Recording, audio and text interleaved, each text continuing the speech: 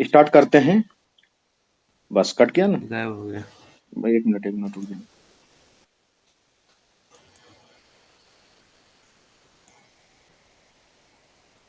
आया।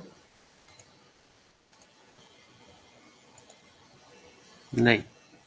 अब आया होगा। हाँ आया भैया। आ गया। ठीक है। देखिए इसको नोट कर लीजिए, अच्छे से समझ लीजिए चीजों को। ये राम मंदिर का जो एक तरीके का इतिहास हम बताने के लिए जा रहे हैं।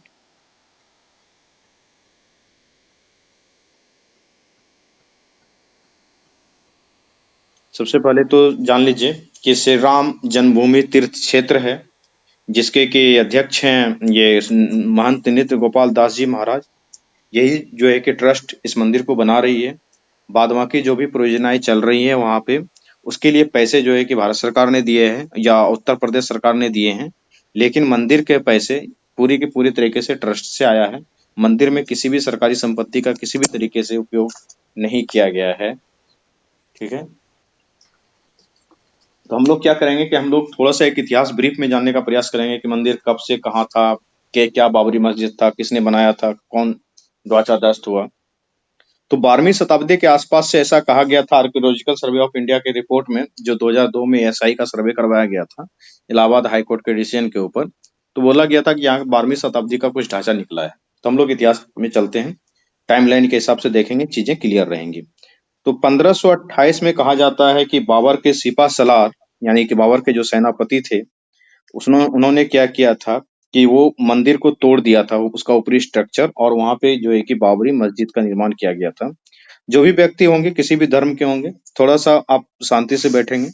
चाहे हिंदू हो, मुसलमान हो, सिख हो, ईसाई हो, कोई भी, ये क्लास चल रही है। कभी आपके पक्ष का मुद्दा ऊपर हो सकता है, कभी दूसरे के पक्ष का मुद्दा नीचे हो सकता है। इसलिए जरा सा भी इस तरीके से सोचने का प्रयास नहीं करेंगे, बिल्कुल ही सेकुलर तरीके से क्लास करेंगे। और इन चीजों को समझने का प्रयास करेंगे। इतिहास समझ रहे हैं, कई बार इतिहास अलग अलग परिप्रेक्ष्य में भी देखा जाता है, इसलिए थोड़ा सा कॉपरेट करके ही चलेंगे। तो बाबर के सिपा सलार मीर बाकी, जो है कि बाबर के सेनापति जिसको बोलते हैं, उसने जो है कि मंदिर को तोड़ के मस्जिद बनाया, ऐसा कहा जाता है। ठीक है। ये घटना 1528 की थी। इसका हम पीडीएफ दे देंगे, इसलिए फटाफट बता के निकलते जा रहे हैं। 1528 में मंदिर तोड़ा गया और 1853 में सर वॉइस इको हो रही है। इको हो रही है। एक मिनट में लेफ्ट करके जाऊँ। भारती भारती कुमारी जो है उनका माइक ऑफ करना होगा। हाँ भारती, माइक ऑफ कर ले। जी सर, अब ठीक है सर। हाँ ठीक है। देखिए माइक ऑफ रखेंगे आप लोग। ये बाबर के सेनापति मीर बाकी इनका नाम था। उन्होंने जो है कि मंदिर को तोड़ के मस्जिद बनाया, ऐसा कहा जाता है। और कितने पाकिस्तान एक पुस्तक है, उसमें कुछ अलग ही जिक्र है कि उन्होंने नहीं तोड़ा था। तो क्या है नहीं है वो किसी को क्लियर पता नहीं है, बट एक इतिहास पढ़ रहे हैं, शांति से इस इतिहास को सिर्फ देखेंगे। 1528 में जब ये मंदिर तोड़ा गया और क्या कहते हैं मस्जिद बनाया गया जैसा कहा जाता है, 1853 में इसी जगह पे जो है कि पहली बार दंगे हुए। 1853 में आप समझ रहे हैं कि यहाँ पे क्या था, अंग्रेजी शासन लागू था। और 1857 में क्या हुआ कि नवाबी शासन खत्म हो गया। जो नवाब के शासन हुआ करते थे, राजा महाराजाओं के, खत्म हुए। आपको पता है कि 1 नवंबर 1858 में जो है कि मरानी का वो घोषणा पत्र पढ़ा गया था इलाहाबाद में ही लॉर्ड कैनिंग के द्वारा, और उसके बाद जो है कि यहाँ पे अंग्रेजी शासन पूरी तरीके से लागू हो चुका था। ये पता है ना आप लोगों को। तो नवाब का शासन खत्म होता है 1857 में, और उसके बाद अंग्रेजी शासन लागू होता है। और अंग्रेजी शासन लागू होने के बाद अंग्रेजी कानून जो है कि यहाँ पे लागू हो जाता है। 1857 में ही फिर जो है कि इस पे जो है कि इस जगह झगड़े होने स्टार्ट हुए थे हिंदू मुस्लिमों के बीच में। और जो बाबर का सेनापति 1528 में मीर बाकी ने, जिसने कि मंदिर को तोड़ के मस्जिद बनाया था, तो उस मस्जिद के अंदर जो है कि वो लोग इबादत किया करते थे। लेकिन 1857 में क्या हुआ कि हिंदुओं का कहना था कि मस्जिद के आगे जो है कि हमारा अधिकार है, ये हमारा मंदिर है, ऐसा उनका कहना था। तो फिर 1857 में हिंदुओं ने क्या किया कि उन्होंने भी जो है कि बाहर में एक चबूतरा बनाकर वहां पर जो है कि पूजा अर्चना करना स्टार्ट कर दिया, क्योंकि उस चबूतरे के ऊपर श्री राम प्रभु के जो है कि कुछ वो पैर के निशान दिखे थे उनको। 1857 में जो है कि अंग्रेजों ने क्या किया, मुस्लिमों को ढांचे के अंदर इबादत की इजाजत दे दी और हिंदुओं को चबूतरे पर पूजा अर्चना करने की अनुमति दे दी। और शांति व्यवस्था बनाए रखने के लिए यहाँ पे एक फेंसिंग टाइप का कर दिया गया, दीवार बना दिया गया। ठीक है। अब मस्जिद अंदर चला गया है और चबूतरा बाहर है। जिसमें कि रामलला का टेंट था, जो कहा जाता है कि 500 साल के बाद वो रामलला वापस आया है। उसके बाद जो असल कानूनी लड़ाई स्टार्ट होती है, वो कानूनी लड़ाई 30 नवंबर 1858 से शुरू होती है। वो कानूनी लड़ाई इसकी 1858 में पहली बार जो है कि लिखित में जो है कि एक याचिका दर्ज किया गया था। एक तरीके का मुकदमा कह लीजिए या शिकायत कह लीजिए। एक लिखित में शिकायत दर्ज किया गया था। एक पेज ले लेते हैं और एक पेज और ले लें। पहली बार 1858 का मतलब समझ रहे हैं कि आप अंग्रेज के शासन के अंदर हैं, आप आजाद नहीं हैं। 30 नवंबर 1858 को पहली बार बाबरी मस्जिद में काम करने वाले एक कर्मचारी ने लिखित में शिकायत दर्ज करवाई कि हिंदुओं ने चबूतरा बना लिया है और दीवार जो दी गई है सरकार के द्वारा वो गलत दी गई है, और उन लोगों ने क्या किया है, उसी चबूतरे पे और दीवार के आसपास में राम राम लिख दिया है। उन्होंने ये शिकायत की। फिर क्या कहते हैं, वो शिकायत पे कोई सुनवाई नहीं हुई, कोई बहुत बड़ा एक्शन नहीं हुआ। अप्रैल 1883 में 1858 से आप 1883 पे आ चुके हैं। निर्मोही अखाड़ा, जो कि वहां पे एक संतों का समूह था, उन्होंने कहा कि राम मंदिर बनानी चाहिए, यहाँ पे रामलला हमारे पहले से थे। 29 जनवरी 1885, ये डेट ध्यान रखेंगे।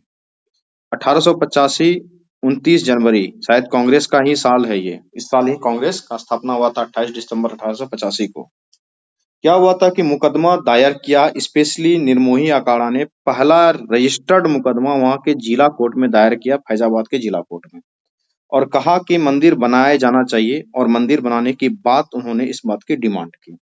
वो केस इसलिए हार गए क्योंकि उसमें अंग्रेजों ने देखा कि अगर इनको मंदिर बनाने का हम आश्वासन परमिशन देते हैं, हिंदू मुस्लिम में दंगे होंगे और जो है कि समस्याएं और जो है कि उलट पुलट हो जाएगी, इसलिए उसको जो है कि ये परमिशन नहीं मिला था। 1885 के बाद सीधे चलते हैं 23 दिसंबर 1959। 1885 से 1959। अब इस समय क्या स्थिति है कि जो है कि जो हमारे मुसलमान भाई बंधु हैं वो यहाँ पे इबादत कर रहे हैं इस मस्जिद में, और जो हमारे हिंदू भाई बंधु हैं वो क्या कर रहे हैं, इस चबूतरे पे पूजा अर्चना कर रहे हैं, और कुल मिला के थोड़े बहुत झगड़ों के साथ जो है कि ये चीजें चल रही है। आप 1885 से कहाँ आ रहे हैं, 1959। 1947 में भी कुछ हुआ था, कुछ लोगों ने केस किया था, लेकिन हर केस इंपॉर्टेंट नहीं है, इसलिए हर केस का हम यहाँ जिक्र भी नहीं कर रहे हैं। निर्मोही अखाड़ा ने तीसरी बार केस किया, और केस जो होता था उसमें जो है कि वो लैंड टाइटल का किसी के पास कोई कागजात था ही नहीं कि मेरा जमीन है, मेरा जमीन है, कोई सो ही नहीं कर पा रहा था। ये पूरी तरीके से जो है कि किन्हीं के पास कोई कागज नहीं था, बस है कि वो धार्मिक आधार पे चल रहा था। हिंदू का कहना था कि वो उनका जो गुरु गोविंद सिंह जी जो है हमारे सिख के पहले गुरु, उनके जो साखी होती है, साखी जानते हैं क्या होता है? उनका साखी था, साखी पता है क्या है गुरु गोविंद सिंह जी महाराज का? जो जो उनके रचनाओं का संकलन है। हाँ, उनके यात्राओं का संकलन जो है, उनमें भी कहा गया है कि यहाँ पे मंदिर था। वो आएंगे कभी जब केस में फैसला आया, क्या कहते हैं 9 नवंबर 2019 को जो फैसला आया उसमें क्या क्या जिक्र था, उस पर भी आएंगे। 1959 में निर्मोही अखाड़ा ने तीसरी बार इस पे केस कर दिया। 1961 में पहली बार सुन्नी वक्फ बोर्ड ने केस दायर किया इसके ऊपर। और अभी जो आपको मैंने बताया था कि ये एक केस दर्ज हुआ था कब, 30 नवंबर 1858 को। तो जो 1858 में केस दर्ज हुआ था, यानी 1857 के क्रांति के आसपास, वहां बाबरी मस्जिद में काम करने वाले कर्मचारी ने केस नहीं बल्कि लिखित में शिकायत दर्ज कराई थी। ठीक है, पहला मुकदमा 1885 में दर्ज किया था निर्मोही अखाड़ा ने। उसके बाद फिर जो है कि निर्मोही अखाड़ा दूसरा मुकदमा करता है। 1947 के आसपास भी कुछ चीजें होती है, और निर्मोही अखाड़ा क्या कहते हैं, इस डेट को 1959 को ये तीसरा मुकदमा दायर करता है। 1961 में इस मुद्दे में सुन्नी वक्फ बोर्ड का एंट्री होता है कि नहीं, यहाँ पे मस्जिद था और मस्जिद ही रहना चाहिए, मंदिर बनाने की परमिशन नहीं देनी चाहिए। 1 फरवरी 1986 राजीव गांधी के सरकार के समय ताला खोला जाता है मंदिर का, और उसमें जो है कि बीच में कहा जाता है कि किसी तरीके से उसमें पता नहीं, कई सारी कहानियां हैं कि वहां पे मूर्ति वगैरह आ गई थी, कैसे आई थी किसी को कुछ पता नहीं है, लेकिन 1 फरवरी 1986 को ताला खोला गया, पूजा अर्चना की अनुमति दे दी गई। उसके बाद फिर 1992 से इसका जो है कि बहुत हिट होता है, जब ये मुरली मनोहर जोशी, लाल कृष्ण आडवाणी, ये लोग 1992 में कार सेवा की घोषणा करते हैं। 1992 की बात है, 6 दिसंबर 1992 को कल्याण सिंह की सरकार चल रही थी उत्तर प्रदेश में, बहुत सारे कार सेवक इसलिए अयोध्या आए हुए थे। उनका कहना था कि हमें जो है कि यहाँ पे पूजा अर्चना करनी है, रामलला हम आएंगे, मंदिर वहीं बनाएंगे इन यात्राओं के साथ। और 1992 6 दिसंबर को बाबरी मस्जिद का ढांचा जो है कि तोड़ दिया गया था। और उस दिन इंडिया टुडे में लिखा हुआ था कि same full for the democracy. इस तरीके से उनका जो है कि वो पूरा अगले दिन आर्टिकल छपा था। और अभी क्या छप रहा है तो उसे देख ही रहे हैं। 1993 में क्या किया कि जब ये बहुत पूरी तरीके से हो गया कि विध्वंस हो गया, ढांचा को तोड़ दिया गया, मूर्ति वगैरह के कहाँ रखा गया नहीं रखा गया किसी को कुछ पता नहीं है। 1993 में उत्तर प्रदेश की सरकार ने उस सारी जमीन को जो 2.17 एकड़ की जमीन थी, शायद इतनी ही है, उसको जो है कि अधिग्रहण कर लिया। अब सरकारी जमीन हो गया। फिर 2002 में अब यहाँ से टर्निंग पॉइंट स्टार्ट होता है। इलाहाबाद हाई कोर्ट ने कहा कि ये झगड़े चलते रहेंगे, इसको निपटाने हैं। ASI archaeological survey of India को दो, उसको बोलो सर्वे करने के लिए, पूरा मंदिर के तह तक जाए और पता लगाए कि ये सच में कोई मंदिर था या मस्जिद था, क्योंकि इस्लामिक स्ट्रक्चर और हिंदू स्ट्रक्चर दोनों में अंतर होता है। तो एएसआई ने जब सर्वे किया, उसकी निगरानी में सर्वे शुरू हुआ और रिपोर्ट में पाया गया है मंदिर के नीचे का ढांचा जो है कि इस्लामिक नहीं है। वहाँ कई सारी मूर्तियां और इस तरीके से हिंदू तत्व मिले हैं और ऊपरी ढांचा जो है कि वो इस्लामिक था। ये उन्होंने सर्वे में अपना फाइंडिंग निकाल के दिया।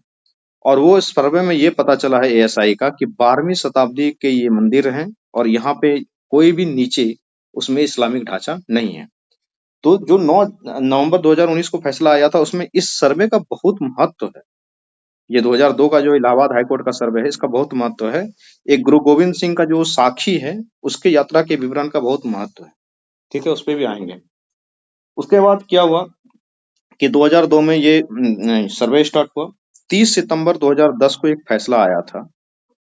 30 सितंबर 2010 को एक फैसला आया था। इलाहाबाद हाई कोर्ट ने क्या किया कि जमीन पे 3 पक्ष डिमांड कर रहे थे, मेरा है मेरा है। कौन कौन थे? एक निर्मोही अखाड़ा, जो कि आप देख ही चुके हैं कि 3 बार ये केस कर चुका है। दूसरा सुन्नी वक्फ बोर्ड, जो कि 1961 में एंट्री मारा था। और भगवान रामलला, भगवान रामलला, रामलला मतलब कि बचपन वाला राम। ठीक है, तो फैसला क्या किया हाई कोर्ट ने कि तीनों को जमीन बांट दिया कि निर्मोही अखाड़ा थोड़ा सा तुम ले लो, सुन्नी वक्फ बोर्ड थोड़ा तुम ले लो, और भगवान राम लाला के लिए मूर्ति बनाने, मंदिर बनाने के लिए तुम ले लो। तुम ले लो तुम ले लो तुम ले लो में क्या हुआ कि किसी को ये फैसला मंजूर नहीं हुआ।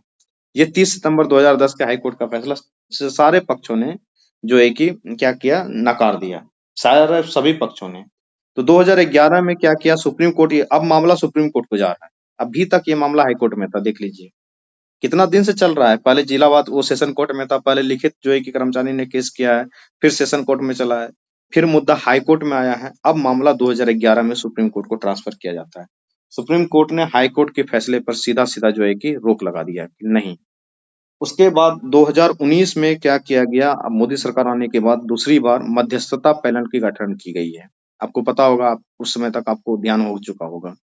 मध्यस्थता पैनल का गठन किया गया था और उसमें जो है कि बोला गया था कि आप लोग अपने आपस में मध्यस्थता कीजिए, कोई मीडिएशन निकाल लीजिए और इस मंदिर के फैसले को यहीं पे निपटाइए, मंदिर मस्जिद जो भी करना है कर लीजिए। मध्यता वो मीडिएशन हुआ, कुछ उसका रिजल्ट नहीं आया। उसके बाद जो है कि 6 अगस्त 2019, बहुत इंपॉर्टेंट डेट, 6 अगस्त 2019 से जो है कि सुनवाई शुरू होता है सुप्रीम कोर्ट में। आपको पता है ना, इस टाइम तक पेपर ऊपर पढ़ते थे ना।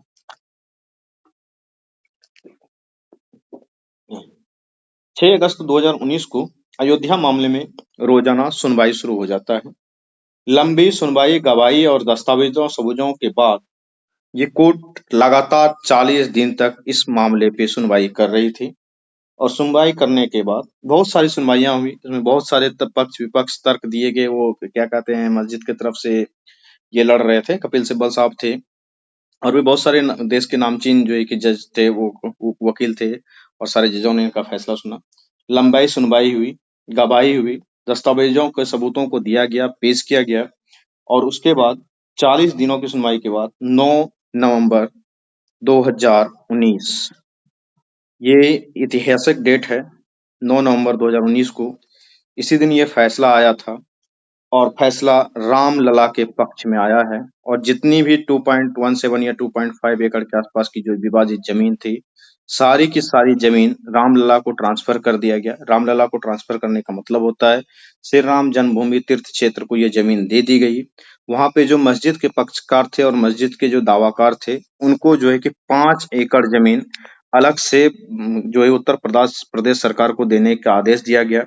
निर्मोही अखाड़ा का जो पक्ष आप देख रहे थे, वो आपको कहीं नहीं दिख रहा है इस फैसले में। तो निर्मोही अखाड़ा का ये पक्ष उसको ये दे दिया गया कि आप आइए और जो है कि इस श्री राम जन्मभूमि तीर्थ क्षेत्र में ही मंदिर बनाने का आप बार-बार डिमांड कर रहे थे, इसलिए आप इसमें एक पक्षकार रहेंगे।